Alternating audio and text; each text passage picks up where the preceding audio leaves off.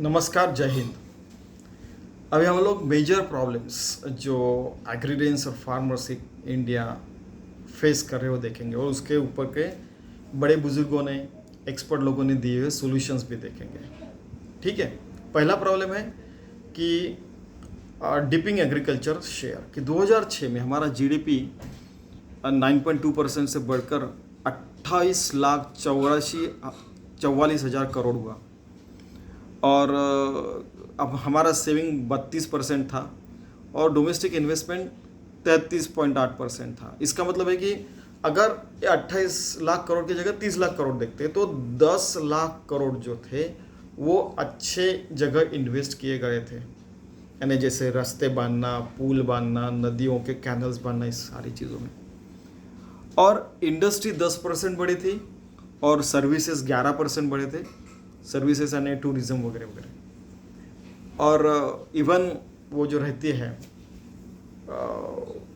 Service industry, वो सारी। Infrastructure 8% बढ़ा था, 8.3। एग्रीकल्चर शेयर लेकिन 21.2% से 18.5% कम हो गया था। इसका कारण इंडस्ट्री और ये सारी चीज़ों को बढ़ता महत्व। तो मैंने लास्ट टाइम जैसे बोला था कि एरिड लैंड के ऊपर आप स्पेशल इकोनॉमिक जोन बनाइए ना, उपजाऊ जमीन के ऊपर क्यों बनाते हैं। तो ऐसे सारी चीज़ें देखे गई तो हमारा डेफिनेटली ये डीप नहीं होगा और एग्रीकल्चर को बढ़ावा देना चाहिए। हम पूरी मानव जाति के लिए केवल भारत अनाज सप्लाई कर सके, इतने स्वयंपूर्ण, स्वावलंबी और स्वात्मनिर्भर हो सकते हैं। ये मैंने पहले ही बोला है, पूरे वेबसाइट पे हर जगह देखिए, 2004 से वो लिखा हुआ है, यानी पब्लिश करने के बाद वो। ठीक है। तो इसके ऊपर क्या सोल्यूशन है, जैसे चीन, सऊदी अरेबिया, इजराइल, हॉलैंड, ये सारे लोग जो है कि भूखा के लिए, भूखा ने भेद्यता, अनिश्चितता, जटिलता, अस्पष्टता, वल्नरेबिलिटी, अनसर्टिनिटी, कॉम्प्लेक्सिटी, एम्बिग्युइटी, भूखा जो है, इसके लिए जो ट्रेन कैसे करते हैं वैसे हमारे काश्तकार लोगों को भी तैयार करना चाहिए। कि जैसे उस देश के एक आदमी ने कहा था कि आपके 100 साइंटिस्ट से ज़्यादा नॉलेज हमारे फार्मर्स को है, वो फिर से ना बोल पाए। हम सारे एक होके, एकजुटता के साथ भारत के एग्रीकल्चर का प्रॉब्लम सॉल्व कर सके और एग्रीकल्चर डिजास्टर से शाश्वत विकास लक्ष्य की तरफ हम लोग बढ़े। ठीक है। और क्वालिटी फूड ग्रेन्स अगर मिलती है तो हर अनाज में बहुत ज़्यादा न्यूट्रिएंट रहेगा और हमारा शायद ऐसा हो सके कि हमारे सारे न्यूट्रिशनल और सबको अनाज मिलना चाहिए, सबको अन्न मिलना चाहिए, प्रॉब्लम भी सॉल्व हो सकता है। ठीक है। दूसरा problem of reaching to grass root of golden revolution, कि ऐसा हो चुका है कि जैसे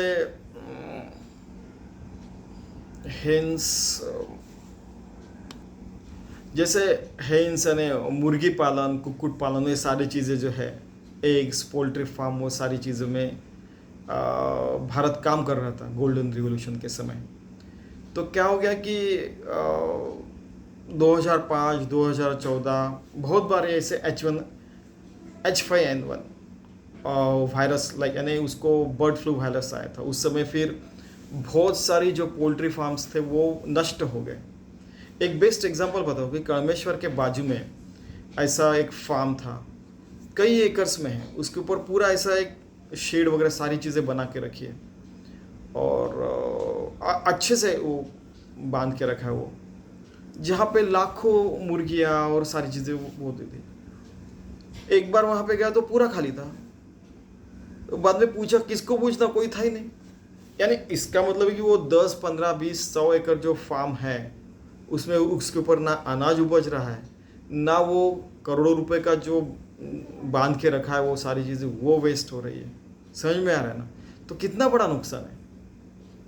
तो ऐसे नुकसान हमने रोकना चाहिए, जिसके कारण क्या होगा कि इमेजिन कीजिए कि अगर हर कोई जॉब में, हर किसी को खाने को मिल रहा है, हर कोई अच्छे काम कर रहा है, तो भारत और पूरी दुनिया कितनी अच्छी हो जाएगी। कोई कोई खाली बैठा हुआ ऐसे दिखेगा नहीं, हर कोई बिजी रहेगा अच्छे कामों में। तो ये कब हो सकता है कि उनको जब भेद्यता, अनिश्चितता, जटिलता, अस्पष्टता का पहले से ही ट्रेन किया जाए। वल्नरेबिलिटी, अनसर्टेनिटी, कॉम्प्लेक्सिटी और एम्बिग्विटी। समझ में आ रहा है ना कि जैसे चाइना में, इजराइल में, सऊदी अरब में पहले ही सारी चीज़ें दी जाती है कि भाई ये चीज़ें नहीं करने की, ये चीज़ करने की, ये चीज़ नहीं किया तो ठीक है और किया तो ये नुकसान है उसके, अगर ये किया और आपका नुकसान है तो हम लोग रिस्पॉन्सिबल नहीं, ठीक है, और वहाँ पे कैमरे लगे रहेंगे। ये किया तो आपको निश्चित फायदा होगा, लेकिन ये जो करने की चीज़ है वो करने के बाद भी आपको अगर नुकसान होता है तो फिर हम लोग सोचेंगे कि भाई क्या गलती हुई। क्योंकि ऐसे होता है कि आपने बताया कि 5 मिलीलीटर पानी देना चाहिए हर घंटे में, और हमने 5 मिलीलीटर दिया फिर भी वो पेड़ मर रहा है, तो फिर वो साइंटिस्ट लोग रिसर्च करेंगे, बाद में बोलेंगे 4.3, ठीक है। ऐसा ये सारी चीज़ें वो चलते रहती है, कंटिन्यूस इम्प्रूवमेंट होता रहता है। तो इसमें वो सफल हुए, ठीक है। ऐसा कई बार हुआ है कि चीन में तो हुआ है कि चीन में इधर में रहने वाले फार्मर्स को लिटरली बस से और ट्रेन से लिया गया इधर, और इधर उनको मदद की, और इन वालों को और इधर साइड के लोगों को जब मदद चाहिए तो इधर के लोग आए थे। समझ में आया ना। तो इसके कारण उनके यहाँ पे अभी चीन ऐसे कई एग्रीकल्चर प्रोडक्ट्स है, ऑलमोस्ट 90%, जिसमें पहले 10 में चीन। फिर उनको पूछा गया कि भाई कैसे क्या, तो उन्होंने इंफॉर्मेशन और कम्युनिकेशन टेक्नोलॉजी एप्स उन्होंने डेवलप किए, फ़ोन से मदद की, बहुत सारी टेक्नोलॉजी ली उनके यहाँ पे, और उन्होंने फिर सारे खेती बाड़ी करने वालों को मदद की। और चीन देखिए आप टॉप 10 में अभी, हर जगह, हर इसमें। तो एक मदद करने का, एक दूसरे को लेके चलेंगे। वसुधैव कुटुंबकम हमारे यहाँ कहते हैं। देश के लोग क्या अपने एक दूसरे के बांधव नहीं है, पूरे दुनिया के हमारे सारे लोग दोस्त और मित्र है और बंधु भगिनी है। लेकिन हमारे देश के लोग क्या हमारे एक दूसरे के दोस्त और मित्र बंधु नहीं है क्या, मित्र नहीं है क्या, बंधु नहीं है क्या, ये भी सोचना पड़ेगा, ठीक है। और कुछ भी करके, जैसे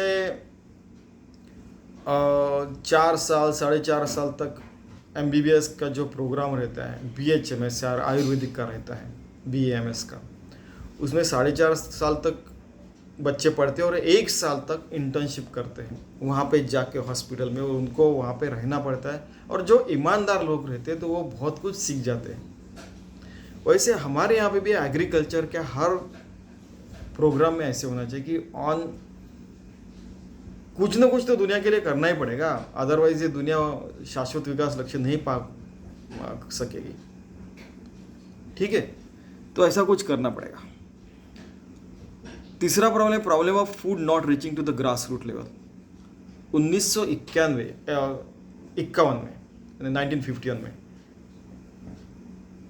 50 मिलियन टन फूड ग्रेन होता था, यानी 5 करोड़ टन अनाज भारत में बनता था। 2003 में 210 मिलियन टन, यानी 21 करोड़ टन। 5 करोड़ टन 1991 में और 21 करोड़ टन 2003 में बनते। ओके, अभी तो बहुत ज़्यादा हो गया। फिर भी पीपल बिलो पॉवर्टी लाइन है, अभी भी अस्तित्व में है, और राशनिंग का अभी भी उनको फ़ायदा हो नहीं रहा है। ब्लू कार्ड, वाइट कार्ड, ये कार्ड, वो सारी चीज़ें बनाए, फिर भी लोगों को पूरा फ़ायदा मिल नहीं रहा है। ये हमें एक्सेप्ट करना पड़ेगा। बेस्ट पॉसिबल सॉल्यूशन क्या है कि आधार, यूनिक आईडी बेस्ड ये सारी चीज़ें बनानी पड़ेंगी, हर घर में जाके पहुंचना ही पड़ेगा। केवल 2011 में 2021 में अगर जनगणना है उस समय घर में जाएंगे, या तो इलेक्शन है उस समय घर में जाके मिलेंगे, नहीं। हर साल में डोर टू डोर कैंपेन होना चाहिए, हर घर में पहुंचना पड़ेगा ये सारे लोगों को, एग्रीकल्चर के लोगों को फ़ायदा मिलने के लिए। इवन ऐप बेस्ड बच्चा 10वीं पास कर रहा है, उसके बाद में 12वीं के बाद में क्या, ये सारी चीज़ें उनको पहुंचनी चाहिए, ऐप बेस्ड होना चाहिए। हर चीज़ का ऐप है, खेलने का ऐप है। इन गुंडागर्दी करने के भी ऐप देखे, यानी यानी जो गेम्स रहे, गुंडागर्दी वाले जो गेम्स रहते हैं, मिलिट्री वाले गेम्स, उसके भी ऐप है।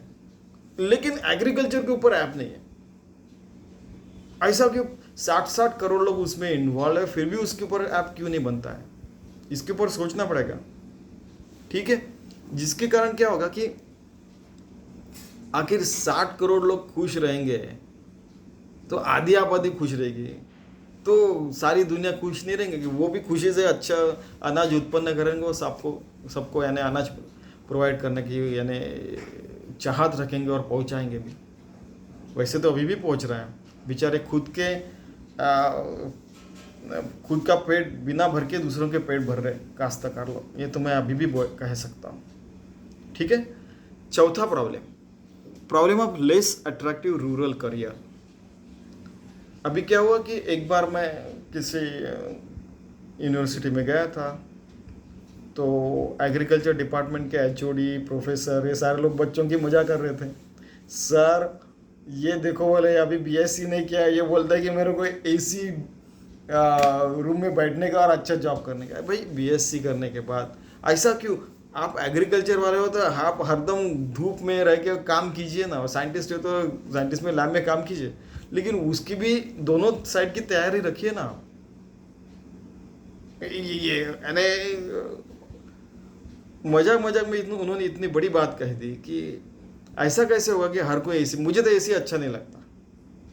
ऐसे कहने वाले भी लोग थे वहाँ पे। सर मैं तो खेती करने वाला हूँ, बीएससी करने वाला। कुछ लोग बोलते हैं कि हमको एसी में काम करने का है। तो इसके ऊपर एक यानी ये होना चाहिए।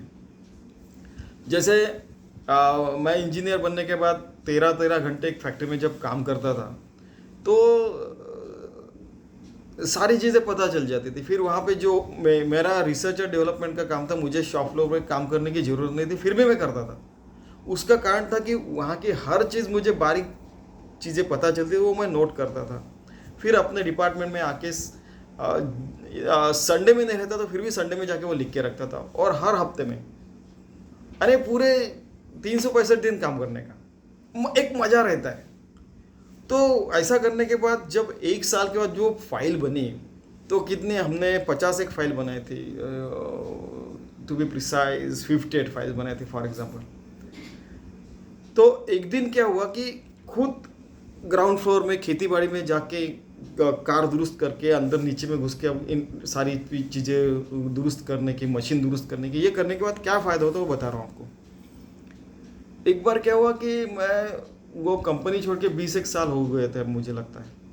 एक बार हम उस कंपनी के पास गए थे और ऐसे लेबर लोग बैठे थे, वर्कर्स लोग, मशीनिस्ट वगैरह। मैंने उनको पूछा कि क्या हो गया, तो बोले डाउन टाइम है, मशीन डाउन हो गया। तो बोला उसको तो 20 मिनट लगता है, ये तो आधा घंटे से बैठे। नहीं साहब 1 घंटा लगता है। तो मैं अंदर गया, उस सिक्योरिटी गार्ड को बोला कि जाओ इसको बुला के लाओ। वो आएंगा नहीं सर बोले। मैंने उनको बताया कि मेरा नाम ये है, यहाँ पे मैंने काम किया है, 29 नंबर की फ़ाइल लेके आओ। लिटरल फाइल का नाम भी बताया। वो 29 नंबर की फ़ाइल लेके आओ। उसको बोला कि ये काम करो, आपको 20 मिनट में आपकी फैक्ट्री शुरू हो जाएगी और ये हरदम करो। और वो फैक्ट्री के लोगों को भी बताया। आपकी बोला आपका ही नुकसान होता है, बोला आपको ही ज़्यादा काम करना पड़ता है। तो आप कौन है? मैंने बोला कि ये जो सारी फाइल की है 58 फाइल्स, वो मैंने ही तैयार की है। बोला मेरे साथ कुछ लोग थे, बोला, और वहाँ के लोग उन्होंने मदद की है, तभी मैंने लिखा है, अकेले ने नहीं किया। तो क्या लिखा? बोला कि ऐसे ऐसे हुआ था, ये ऐसे ऐसे करें, ये सारे स्टेप्स आपको फॉलो करने पड़ते हैं। उन्होंने वैसे किया, 20 मिनट में वो फैक्ट्री शुरू हो गई। तो फिर आपने कंपनी क्यों छोड़ी? उन्होंने बोला। तो उनको बताना पड़ा कि हमारा डिपार्टमेंट ही क्लोज हो गया था, क्योंकि सारा काम हमने 3 साल में कर डाला था। क्योंकि इस तरीके से काम करेगा कोई भी डेडिकेशन से तो ज़्यादा समय लगता नहीं। 3 साल में वो सारा जो था वो हमने बना लिया था। अभी आपकी ज़रूरत नहीं। ऐसे बोला, मुझे दूसरी डिपार्टमेंट में डाल सकते थे वो लोग, या कोई मैनेजर या कुछ बना के दूसरी जगह भेज सकते थे, लेकिन नहीं। हर जगह आपको तो पता है, हर जगह कुछ ना कुछ रहता है। ठीक है, फिर दूसरी जगह, फिर मैं सॉफ्टवेयर में गया था फिर फॉर एग्जाम्पल। तो ऐसे हम पूरा काम डेडिकेशन से करते हैं तो सारी चीज़ें हमको पता चलती है। ठीक है, तो ऐसे हम खेतीबाड़ी की सारी नॉलेज दें। और उसके बाद में फिर ये सवाल हमने एपीजे अब्दुल कलाम को पूछा था। तो उन्होंने बोला था कि भाई पूरा is the best solution providing urban facilities in rural areas. Doctor Indira Sen and all this people were there, both are no more nowadays. So अब दोनों भी नहीं रहे, भगवान उनकी आत्मा को शांति दे. तो क्या हुआ कि उन्होंने कहा कि ये जो बीएससी करने वाले रहते हैं उनको खेती बाड़ी भी आती है और उनको टेक्नोलॉजी भी आती है. सरकार सारी जो पॉलिसी बताती है, तो ये जो बीएससी एग्रीकल्चर है वो पूरा में अगर काम करते हैं पूरा डिपार्टमेंट, तो वो ग्रास रूट लेवल पे भी सारी जानकारी लोगों को पहुंचा सकते हैं हर विलेज में. तो यानी एम्प्लॉयमेंट जनरेशन होगा, इतनी बढ़िया सोशो इको यानी पॉलिटिकल टेंशन भी कम हो जाएगा. बोला बहुत अच्छा आइडिया है. तो that is why this is the best solution. यहाँ पे लिखा हुआ है कि ऐसा रूरल करियर जो है केवल इसी डिपार्टमेंट नहीं, ये पूरा जो है ना वो भी अच्छा करियर ऑप्शन है. तो यह ऐसे एम्प्लॉयमेंट जनरेशन सरकार ने भी करनी चाहिए, फ्रैंकली स्पीकिंग. ठीक है. पांचवा problem of having the greatest ideas like Ganga Kaveri but least political will to implement it, और will of people to implement it, not only political.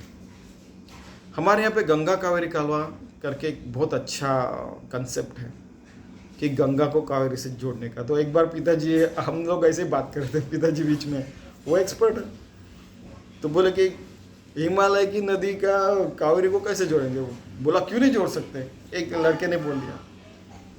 तो बोले वो तो 8,000 मीटर ऊंचा है, जैसे गंगा अगर 3,300 मीटर ऊपर से आती हो, तो ये तो सी लेवल पर 0 मीटर लेवल है, तो 3,000 मीटर का अपने को डैम बांधना पड़ेगा. तो बच्चे बोले कि ये क्या हो गया, उनको समझ भी नहीं आया. तो मैंने फिर बीच वाला स्टैंड लिया, बोला कि ऐसा करते हैं ना पिताजी. डिबेट चल रहा था, वाद विवाद चल रहा था हमारा. तो बोला कि 100 फेजेस में करते, उसको 100 पार्ट में हम लोग उसका डिवीजन करते और इम्प्लीमेंट करते कि यहाँ का थोड़ा पहले, फिर वहाँ का, फिर वहाँ का, ऐसे 100 जगह अलग अलग जगह हम लोग बनाते, बाद में जोड़ देंगे लगे. तो हाँ, ये भी सोल्यूशन अच्छा है, बोले पिताजी बोल रहे थे. पिताजी बोल रहे अगर ये हो सकता है तो फिर डेफिनेटली हो सकता है. लेकिन ये 24/7/65 24/7/365 डेज वाला एक काम है, और ये हो सकता है, लेकिन पॉलिटिकल विल, इन्वेस्टमेंट और लोगों का भी विल चाहिए. ये कैसे हो सकता है? अगर चीन में अगर यानी हम लोग कंपटीशन नहीं कर रहे हैं, वहाँ पे 20,000 मेगावाट इलेक्ट्रिसिटी 3 गॉर्जियस डैम में बन सकते हैं. तो हमारे यहाँ ऐसे ही अच्छी चीज़ें क्यों नहीं बन सकती? हमारे भी Bhakra Nangal, Hirakud dam, so many dams are there. बाद में टेहरी प्रोजेक्ट है, so many projects are there. Even Volga, बाद में ये यहाँ पे हूवर डैम, यूएस में बहुत सारी जगह के इतने बड़े बड़े डैम्स बनाए गए हैं. तो हमको 100 जगह अगर डैम बनाने पड़े, पाइपलाइन लगानी पड़ी, फिर पंप लगाने पड़े, तो वो सारी चीज़ें हम कर सकते हैं. लोकल रिवर्स भी जोड़ सकते हैं, कैनलाइजेशन भी हो सकता है, बहुत सारी चीज़ें हो सकती है. बाद में बहुत सारे टैंक बांध सकते हैं, तालाब बांध सकते हैं, उसमें पानी जमा कर सकते हैं, बहुत सारी चीज़ें हो सकती है. ठीक है. तो चीन भी कर सकता है, हम भी कर सकते हैं, रशिया भी कर सकता है, अमेरिका भी कर सकता है, हर कंट्रीज में है. तो गोल्डन क्वाड्रिलेटर बन सकता है. उस समय ये आइडिया प्रपोज किया था, गोल्डन क्वाड्रिलेटर है, तो रिवर्स का ये क्यों नहीं हो सकता? It is possible. ठीक है. जिसके कारण हर खेती में एक टैप रहना चाहिए कि जहाँ से पानी आके अपने खेती को पानी दे सके. पूरी भारत में हर किसी के खेती में एक नल होना चाहिए. इतनी सुंदर सिस्टम रहेगी तभी हम लोग मानसून के ऊपर डिपेंडेंट नहीं रहेंगे. ठीक है. आपको पता है बम्बई में या दिल्ली में तो जमुना है ही, बम्बई में भी कई जगह 50-50, 29 किलोमीटर की दूर से पाइपलाइन से पानी आता है. ठीक है. घर में, हर घर में. इवन ऐसे कई कंट्रीज है जहाँ पे 100 किलोमीटर दूर तक गैस की पाइपलाइन है, और जिनके घर में जो डोमेस्टिक गैस है, जो चूल्हे वाला गैस है, उसकी पाइपलाइन है. हो सकता है. तो ये इस तरह पानी का अरेंजमेंट क्यों नहीं हो सकता? उसमें मीटर लगाओ कितना पानी लिया करके, लेकिन क्यों नहीं हो सकता? ठीक है, तो चलो ये सारी चीज़ों के ऊपर हम काम करते हैं और शाश्वत विकास लक्ष्य और उसके भी परे, चंद्रमंगल के परे भी हम जा सकते हैं। इसके ऊपर हम लोग विश्वास रखेंगे, काम करेंगे। धन्यवाद।